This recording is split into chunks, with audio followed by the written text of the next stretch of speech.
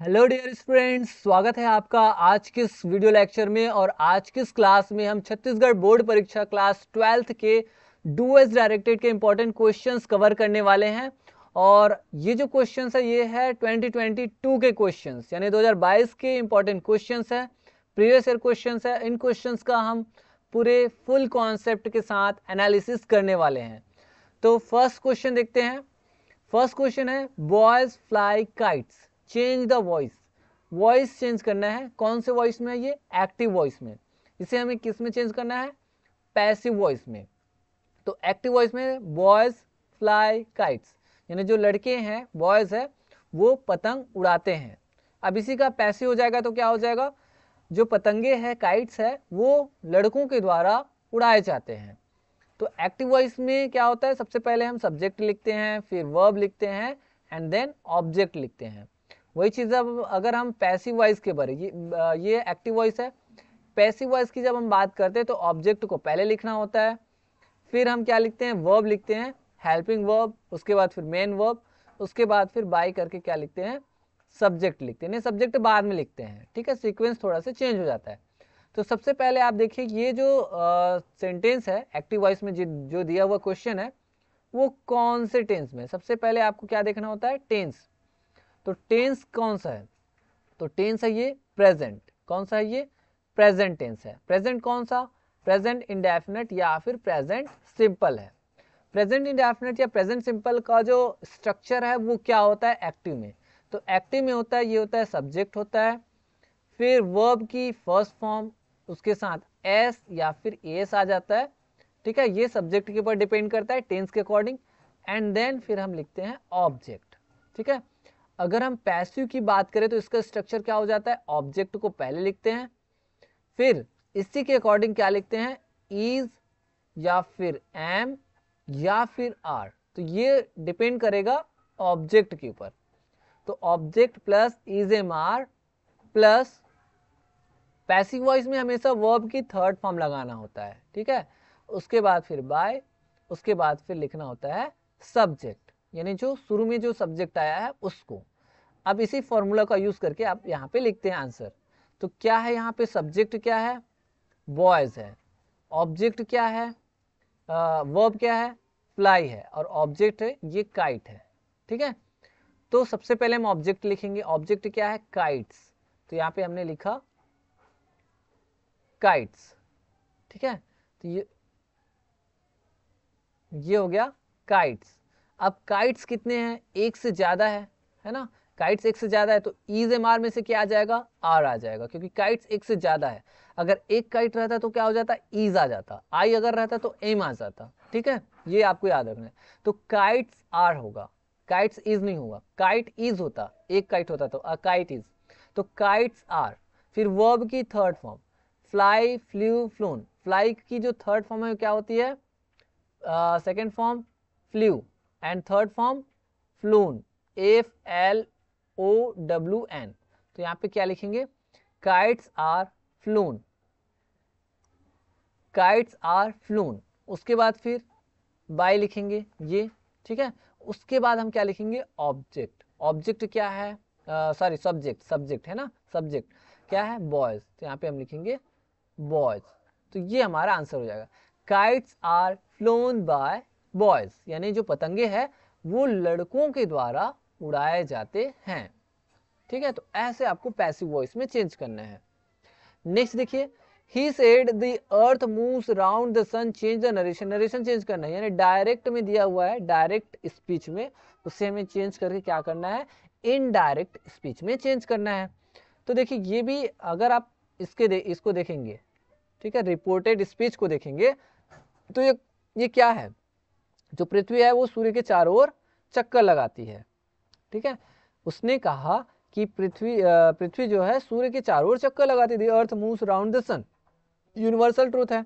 तो मैंने ऑलरेडी बताया हुआ है पिछले वीडियो लेक्चर में कि जब यूनिवर्सल ट्रूथ हो या साइंटिफिक ट्रूथ हो या फैक्ट हो तो वहां पे हम क्या करते हैं? रिपोर्टेड स्पीच का जो टेंस है ना उसे चेंज नहीं करते। तो बहुत ईजी है, ये क्या हो जाएगा? ही सेड, उसने कहा, दैट कंजंक्शन बस ऐड करना है and then as it is लिख देना। ही सेड दैट दी अब ये जो कॉमा इन्वर्टेड कॉमास है ना उसे बस रिमूव करना है, तो क्या हो जाएगा, दी अर्थ मूव्स राउंड द सन, क्या हो जाएगा, राउंड द सन, ये इस तरह से ये आंसर हो जाएगा। He said that the earth moves round the sun, ये आपका आंसर हो जाएगा, क्योंकि यहाँ पे हम चेंज नहीं करेंगे टेंस में, रिपोर्टेड स्पीच के टेंस में, क्योंकि ये साइंटिफिक ट्रूथ है, साइंटिफिक ट्रूथ, यूनिवर्सल ट्रूथ है। ठीक है, नेक्स्ट देखिए, as soon as the sun rises the darkness disappears, rewrite using no sooner than, no sooner than का यूज करके क्या करना है, इसे फिर से लिखना है। ये कंजंक्शन का यूज है एज सुन एज का, तो इसमें हम दूसरा कंजंक्शन यूज करेंगे नो सूनर देन का, मीनिंग वही है, ट्रांसफॉर्मेशन हो जाता है एक तरह से। यहाँ पे बोला जा रहा है कि जो सूर्य है, as soon as the sun rises, जैसे ही सूर्य उदय हुआ, एज सुन एज का मतलब क्या होता है, जैसे ही वैसे ही, तो जैसे ही सूर्य उदय हुआ, जो अंधेरा है वो गायब हो जाता है, जैसे ही सूर्य उदय होता है अंधेरा गायब हो जाता है। अब इसी का नो सूनर देन का यूज करके लिखना है कि नो सूनर देन का मतलब क्या होता है, सूर्य उगा ही नहीं रहता, मतलब उगा ही नहीं रहता है कि जो डार्कनेस है, अंधेरा है, वो गायब हो जाता है, ऐसा यहाँ पे बोल रहे हैं एक तरह से। तो नो सूनर देन का जब हम यूज करते हैं तो इसका फॉर्मूला कैसे बनता है, तो मैं फॉर्मूला सबसे पहले लिख देता हूं। नो सूनर को सबसे शुरू में लिखना होता है, नो सूनर, ठीक है, नो सूनर के बाद हमें लिखना होता है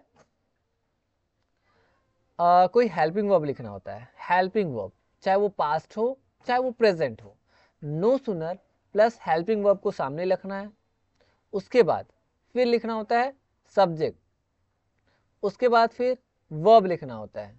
ठीक है, अगर प्रेजेंट में तो वर्ब की फर्स्ट फॉर्म, पास्ट में है, पास्ट सिंपल में तो फर्स्ट फॉर्म, अगर परफेक्ट में रहेगा तो फिर आपको उसके अकॉर्डिंग लिखना होगा थर्ड फॉर्म। ठीक है, तो यहाँ पे जैसे जनरल है तो वर्ब की फर्स्ट फॉर्म, तो नो सूनर, फिर हेल्पिंग वर्ब, फिर सब्जेक्ट, उसके बाद फिर वर्ब लिखना होता है। ठीक है, उसके बाद वर्ब लिख लिए, उसके बाद अगर ऑब्जेक्ट दिया हुआ है तो ऑब्जेक्ट लिखो, नहीं दिया है तो कोई दिक्कत नहीं, फिर ये फर्स्ट पार्ट सेम हो गया, मतलब ऐसे ये स्ट्रक्चर हो गया।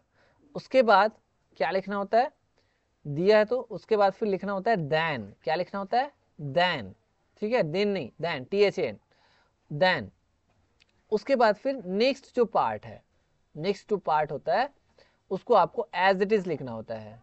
उसके बाद मैंने लिख दिया पार्ट 2, पार्ट 2 जो सेंटेंस है ना वो सेम रहेगा, तो यहाँ पे आप इसी के स्ट्रक्चर का यूज करके लिखिए। तो ये क्या हो जाएगा, एज सुन एज को रिमूव किया और मैंने लिखा no, no sooner, no sooner, उसके बाद हेल्पिंग वर्ब क्या आएगा, देखिए कौन से टेंस में, ये वाला, ये प्रेजेंट सिंपल में, और प्रेजेंट सिंपल में किसका यूज करते हैं, डू या फिर डज का यूज करते हैं। अब डू आएगा कि डज आएगा, देखिए सन कितने हैं, एक है, तो यहाँ पे क्या लिखेंगे, डज लिखेंगे, क्या लिखेंगे, डज। तो नो सूनर डज, उसके बाद क्या लिखेंगे, सब्जेक्ट लिखेंगे, तो सब्जेक्ट क्या है, the sun. No sooner does the sun, उसके बाद फिर वर्ब लिखेंगे, प्रेजेंट सिंपल में है तो वर्ब की फर्स्ट फॉर्म क्या हो जाएगा, राइज हो जाएगा, राइजेस नहीं लिखेंगे, राइज, क्योंकि यहाँ पे हमने डज लिखा ना, तो no sooner does the sun rise, उसके बाद क्या लिखेंगे, देन। ठीक है, मैंने बताया ना ये ऑब्जेक्ट दिया है तो ऑब्जेक्ट लिखो, ऑब्जेक्ट इसमें है ही नहीं है क्योंकि ये इनट्रांजिटिव वर्ब है, तो ऑब्जेक्ट नहीं दिया, देन लिखेंगे, फिर एज इट इज, सेकंड जो पार्ट है ना उसको कुछ नहीं करना, उसमें कोई छेड़छाड़ नहीं करना, सेम लिख दो, देन डार्कनेस यानी अंधेरा डिसअपियर्स, डिसअपियर्स। ठीक है, तो इस तरह से हो गया, no sooner does the sun rise than darkness disappears, यानी कि सूर्य उदय हुआ ही नहीं है, होता ही नहीं है कि अंधेरा है वो गायब हो जाता है, ये आपका हो जाएगा। अगर इसी का मैं पास्ट की बात करूं तो पास्ट में एक एग्जांपल और दे रहा हूं, सेम है, यहाँ पे देखिए पास्ट में है, कौन से टेंस में, ये पास्ट सिंपल में है, कौन से टेंस में, ये पास्ट सिंपल में है। अब जब पास्ट सिंपल में है ना तो बस कुछ नहीं करना है, डू या डज की जगह पे डिड का यूज करना है, तो क्या हो जाएगा इसका, फिर से वही वही नो, नो सूनर, ठीक है, नो सूनर, अब डज लिख रहे थे ना उसमें, इसमें लिखेंगे डिड, नो सूनर डिड, फिर सब्जेक्ट द सन, फिर वर्ब की फर्स्ट फॉर्म इसमें भी आ जाएगी क्योंकि पास्ट सिंपल है। No sooner did the sunrise, rose नहीं, ये सेकंड फॉर्म है, यहाँ पे हम फर्स्ट फॉर्म का यूज करेंगे क्योंकि पास्ट सिंपल में जब हम नेगेटिव इंट्रोगेटिव वगैरह जब चेंज करते हैं तो फर्स्ट फॉर्म का यूज करते हैं। तो no sooner did the sunrise, फिर लिखेंगे देन, फिर सेम लिख देंगे, देन डार्कनेस डिसअपियर्स, क्या हो जाएगा, डिसअपियर्स, ऐसे, ठीक है। अगर पास्ट परफेक्ट में होता, किसमें, पास्ट परफेक्ट में, तब क्या करते, हैड का यूज करते डिड की जगह पे, ठीक है, इस डिड की जगह पे हैड का यूज करते, और यहाँ पे जो हम वर्ब की फर्स्ट फॉर्म यूज किए ना, वहां पे थर्ड फॉर्म का यूज करते। वैसे प्रेजेंट में भी आप कर सकते हैं, तो ये आपको थोड़ा सा याद रखनी है, बहुत ईजी है। चलिए नेक्स्ट देखते हैं, बस आप स्ट्रक्चर याद रखिए कैसे बनाना है नो सुनर देन का यूज, ठीक है। नेक्स्ट देखिए, he is so weak that he can not work any मोर। तो यहाँ पे बोला जा रहा है कि वो इतना वीक है, इतना कमजोर है कि वो और ज्यादा वर्क नहीं कर सकता है, ठीक है। यहाँ पे टू की यूज करना है, टू का, किसके प्लेस पे, सो दैट की प्लेस पे। तो कुछ नहीं करना है, सो की जगह पे एक टू का यूज करो, फिर दैट करके डायरेक्ट वर्ब में आ जाओ, ठीक है। तो क्या हो जाएगा इसका, ही इज टू, देखिए सो की जगह पे टू लिखना है, too weak, he is too weak, उसके बाद सेकेंड टू लिखो, टू, उसके बाद डायरेक्ट वर्ब देखो, यहाँ पे सेकेंड पार्ट में वर्ब कहां से दिखाई दे रही है, वर्क, वर्क एक वर्ब है ना, वर्क, वर्क, तो यहाँ पे डायरेक्ट लिखो, टू वर्क एनी मोर, क्या हो जाएगा, एनी मोर। तो इस तरह से इसका आंसर हो जाएगा, he is too weak to work any more. Understand, कि वो इतना वीक है कि वो और ज्यादा काम नहीं कर सकता। तो इतना इजी है, देखिए सो की जगह पे हमने टू लिखा, यहां तक same, he is too weak, उसके बाद दूसरा टू लगाएंगे, ये वाला टू, उसके बाद देखना है सेकंड पार्ट में वर्ब कहाँ है, दैट ही कैन नॉट, इसको रिमूव कर दो, सीधा वर्ब में आ जाओ, वर्ब कहाँ पे है, वर्क, तो ये जो वर्क है ना वहीं से डायरेक्ट स्टार्ट करो, वर्क एनीमोर, तो ये आपका आंसर हो जाएगा। चलिए देखते हैं नेक्स्ट है, the box is very heavy I cannot lift it, combine the sentence using so that का यूज करना है। तो सो दैट का यूज मैंने बताया सबसे इजी तो यही है, वेरी की जगह पे सो लिखो और दैट करके नेक्स्ट को एज इट इज लिख देना है। तो क्या हो जाएगा, तो हो जाएगा the box is so heavy, the box is so heavy, फिर लिखो दैट, उसके बाद second part as it is, that I cannot lift it, ठीक है। ये जो बॉक्स इतना हैवी है कि मैं इसे लिफ्ट नहीं कर सकता। अगर इसी को अगर बोला जाए कि टू का यूज करके कंबाइन करो तो क्या हो जाएगा, तो वही अभी जस्ट बताया वैसे ही करना है, टू का यूज करना है, तो क्या हो जाएगा, द बॉक्स इज, वेरी की जगह पे टू लिख दो, the box is too heavy, ठीक है, टू हैवी, फिर सेकेंड टू, उसके बाद डायरेक्ट किस में आ जाओ, वर्ब में, वर्ब कहाँ है, लिफ्ट, उठाना, लिफ्ट, तो यहां पे हो जाएगा लिफ्ट इट,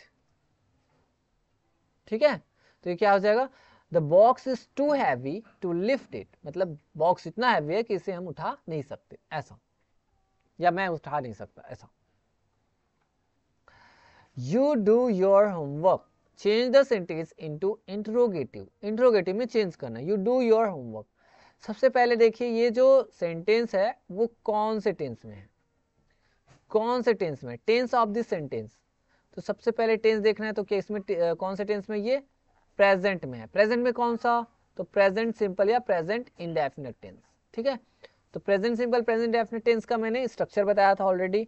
इसका इंट्रोगेटिव में जब आप चेंज कर रहे हैं तो सबसे पहले पॉजिटिव बताइए, पॉजिटिव क्या हो जाता है, सब्जेक्ट प्लस वर्ब की फर्स्ट फॉर्म में एस या फिर एस, फिर ऑब्जेक्ट आता है, ये पॉजिटिव है। इंट्रोगेटिव का क्या हो जाता है, तो डू या फिर डज सबसे शुरू में लिखना होता है, फिर सब्जेक्ट, फिर वर्ब की first form and then object. तो यहाँ पे क्वेश्चन वाला है तो क्वेश्चन मार्क लगा देते हैं। तो do does subject plus verb की first form and then object. तो यू डू योर होमवर्क, ये शायद रिपीट हो गया है क्वेश्चन, तो इसका क्या हो जाएगा, यहाँ पे आपका डू या डस को सबसे पहले लिखेंगे, डू, क्योंकि यू के साथ डू यूज होता है, डू, उसके बाद सब्जेक्ट क्या दिया हुआ है, सब्जेक्ट यू है, तो डू यू, फिर वर्ब की फर्स्ट फॉर्म, वर्ब की फर्स्ट फॉर्म डू का डू ही रहेगा, तो ये हो जाएगा डू, डू यू डू, ये हेल्पिंग वर्ब है, और ये वाला मेन वर्ब, इसका मतलब क्या है, करना, आप अपना होमवर्क करते हो, क्या आप अपना होमवर्क करते हो, ऐसा, तो डू यू डू, फिर योर होमवर्क, ये क्या है, ऑब्जेक्ट है, तो इसके बाद वर्ब के बाद क्या लिखेंगे, ऑब्जेक्ट, तो क्या हो जाएगा, योर होमवर्क, योर होमवर्क, और ये क्वेश्चन वाला है तो क्वेश्चन मार्क लगा देंगे, okay. So do you do your homework, क्या आप अपना होमवर्क करते हो, ऐसा। नेक्स्ट देखिए, I like reading books, pick out the non finite verb, देखिए वर्ब को दो भाग में डिवाइड करते हैं सेंटेंस के अकॉर्डिंग, किसके अकॉर्डिंग, सेंटेंस के अकॉर्डिंग वर्ब को दो भाग में डिवाइड करते हैं, एक होता है क्या, एक होता है आपका फाइनाइट वर्ब, क्या होता है, क्या होती है, फाइनाइट वर्ब, और एक होती है नॉन फाइनाइट वर्ब, क्या होती है, नॉन फाइनाइट वर्ब। फाइनाइट मतलब मान के चलिए चेंज, जो चेंज हो, किसके अकॉर्डिंग, सब्जेक्ट के अकॉर्डिंग, सब्जेक्ट के किसके, सब्जेक्ट के टेंस, सब्जेक्ट के टेंस, सब्जेक्ट के नंबर, या फिर सब्जेक्ट के पर्सन के अकॉर्डिंग जो चेंज हो, ठीक है, सब्जेक्ट के टेंस, सब्जेक्ट के नंबर या सब्जेक्ट के पर्सन के अकॉर्डिंग जो चीजें क्या हो, चेंज हो, उसे हम क्या बोल देते हैं, फाइनाइट वर्ब बोलते हैं। और नॉन फाइनाइट मतलब नो चेंज, क्या, नो चेंज, ये याद रखना, फाइनाइट मतलब चेंज, नॉन फाइनाइट मतलब नो चेंज। तो आई लाइक रीडिंग बुक्स में अगर आप देखेंगे तो इसका अगर मैं टेंस, नंबर या पर्सन चेंज करके देखूंगा ना, तो ये एक चीज जो है वो चेंज होगी, जैसे मैं इसको पास्ट में चेंज करके देखता हूं, है ना, एग्जांपल के लिए, तो क्या हो जाएगा, आई लाइक्ड रीडिंग बुक्स, ठीक है, तो ये क्या हो गया, आई लाइक्ड रीडिंग बुक्स, तो यहाँ पे अगर मैंने प्रेजेंट को पास्ट में मैंने चेंज किया, सब्जेक्ट का टेंस मैंने चेंज किया, तो क्या हो गया, ये लाइक था, लेकिन ये क्या हो गया, लाइक्ड हो गया, लाइक का लाइक्ड, लेकिन रीडिंग का देखिए, रीडिंग रीडिंग ही है। वैसे अगर मैं इसका पर्सन चेंज करूं, अगर मैं लिखूं ही लिखूं, आई का मैंने ही लिखा, तो क्या हो जाएगा, ही लाइक्स रीडिंग बुक्स, ठीक है, तो यहां पे भी आप देखेंगे तो लाइक का क्या हो गया, लाइक्स हो गया, ये रीडिंग का रीडिंग ही है। तो यहाँ पे नॉन फाइनाइट वर्ब क्या है, ये है, क्या है, ये रीडिंग है, तो हमें नॉन फाइनाइट वर्ब को ही क्या करना है, पिक आउट करना है। तो आंसर आप लिखेंगे तो कैसे लिखेंगे, यहाँ पे आप लिखेंगे नॉन फाइनाइट वर्ब करके लिखना आंसर, उसके बाद यहाँ पे लिखना उसके सामने रीडिंग करके, ठीक है, ऐसे आपको आंसर लिखना है, नॉन फाइनाइट वर्ब ऐसा करके लिखना, और उसके बाद लिखना रीडिंग, ये नॉन फाइनाइट है, और फाइनाइट क्या है, ये है लाइक फाइनाइट, और ये नॉन फाइनाइट, अंडरस्टैंड। तो ऐसे आपको चेंज करके देखना है, एक बार आप टेंस चेंज करके देखना, नंबर चेंज करके देखना, यानी आई का वी कर लो, आई का और दूसरा सब्जेक्ट जोड़ लो, पर्सन चेंज करके देखो, तीनों में से किसी ना किसी में वो चेंज होगा, ये गारंटी है, अगर चेंज हुआ तो फाइनाइट है, नहीं हुआ तो नॉन फाइनाइट, तो नॉन फाइनाइट मतलब जो नो चेंज, तो रीडिंग नॉन फाइनाइट वर्ब है।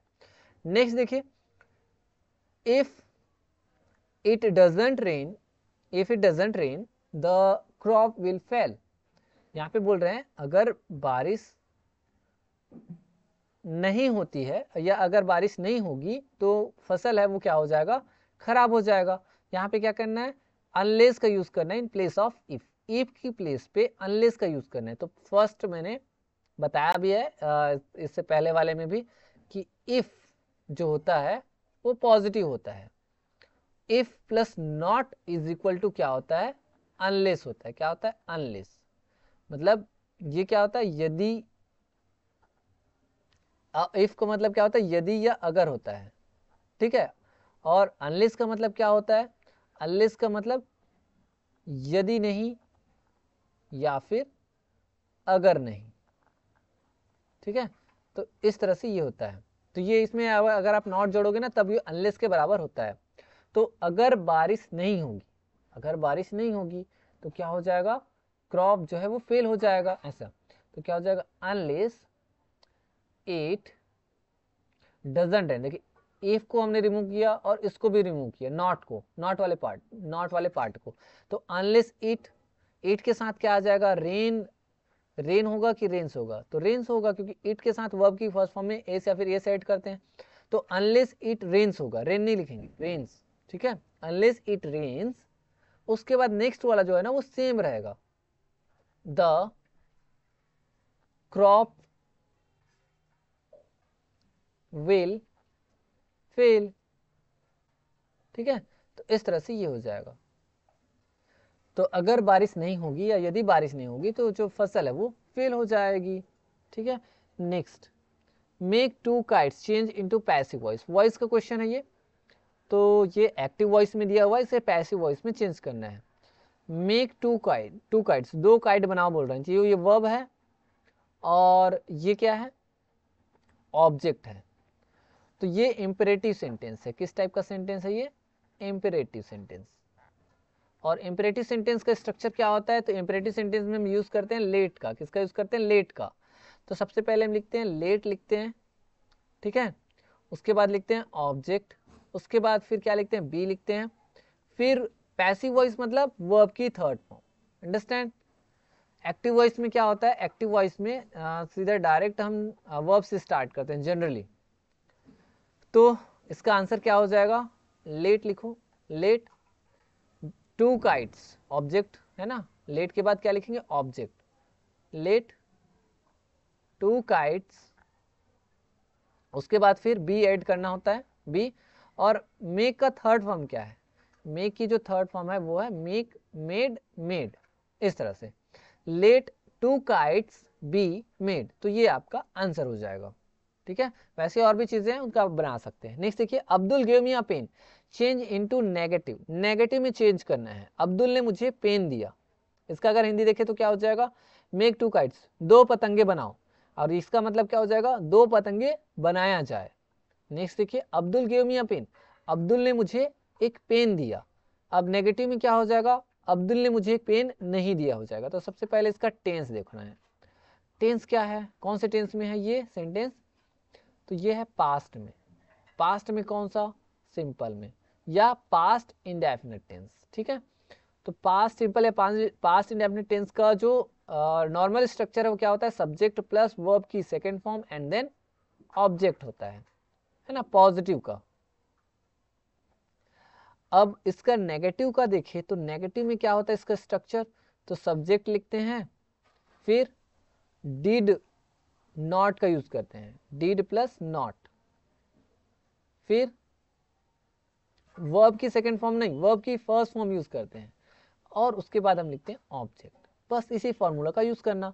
तो यहाँ पे सब्जेक्ट क्या है, अब्दुल, उसके बाद क्या लिखेंगे, did not, Abdul did not, फिर गिव सेकंड फॉर्म में, इसका फर्स्ट फॉर्म क्या हो जाएगा, गिव हो जाएगा, अब्दुल डिड नॉट गिव। उसके बाद ऑब्जेक्ट, ऑब्जेक्ट क्या है, मी है और अ पेन, दो ऑब्जेक्ट है तो दोनों ऑब्जेक्ट को लिख दो, गिव मी अ पेन, बस सीक्वेंस चेंज नहीं करना है। Abdul did not give me a pen, आप चाहें तो अलग भी लिख सकते हैं, Abdul did not give a pen to me, ऐसा भी लिख सकते हैं। तो ये आपका आंसर है, ठीक है, कुछ नहीं किया, बस स्ट्रक्चर में आपको लगाना है। नेक्स्ट देखिए, Kavita found the missing keys change the sentence into relative clause, relative clause में इसे हमें चेंज करना है। Kavita found the missing keys, तो क्या हो जाएगा रिलेटिव क्लॉज में, देखिए कविता ने क्या पाया, गुमा हुआ की पाया। तो इसी को हम ऐसा भी बोल सकते हैं ना, कविता ने कीज पाया जो कि क्या हुआ था, मिसिंग था, गुमा हुआ था। तो इसी को आपको लिखना है। तो क्या लिखेंगे यहाँ पे, कविता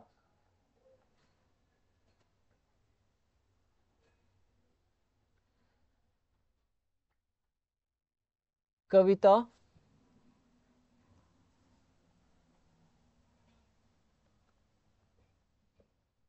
देखिए,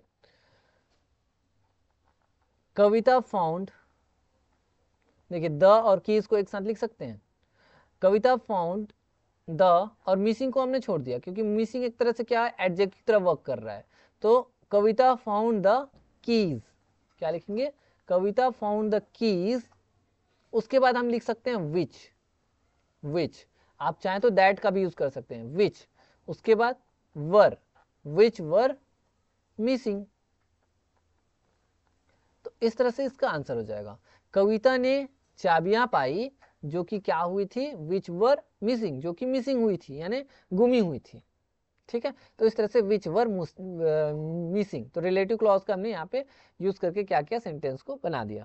तो विच वर मिसिंग ये है आपका रिलेटिव क्लॉज। क्या है ये, रिलेटिव क्लॉज। ठीक है, इस तरह से, तो इस तरह से इजी तरीके से आप बना सकते हैं। नेक्स्ट देखिए, Ram is a postman, he delivers letters using combine using relative clause. Relative clause का यूज करके कंबाइन करना है सेंटेंस को। Ram is a postman, Ram एक पोस्टमैन है जो लेटर को डिलीवर करता है। तो इसको हम अलग अलग तरीके से बना सकते हैं। राम हमने लिखा, उसके बाद हम लिख सकते हैं हु का यूज करके, who is a postman Ram, comma who is a postman, जो कि एक पोस्टमैन है, डिलीवर्स लेटर्स। तो यहाँ पे आप नेक्स्ट लिखिए, ही मत लिखिए, यहाँ पे लिखिए डिलीवर, हु डिलीवर्स लेटर्स। ऐसा, राम जो कि एक पोस्टमैन है, लेटर को डिलीवर करता है। आप चाहें तो दूसरा तरीका से भी बना सकते हैं। राम, यहाँ पे आप लिख सकते हैं हु डिलीवर्स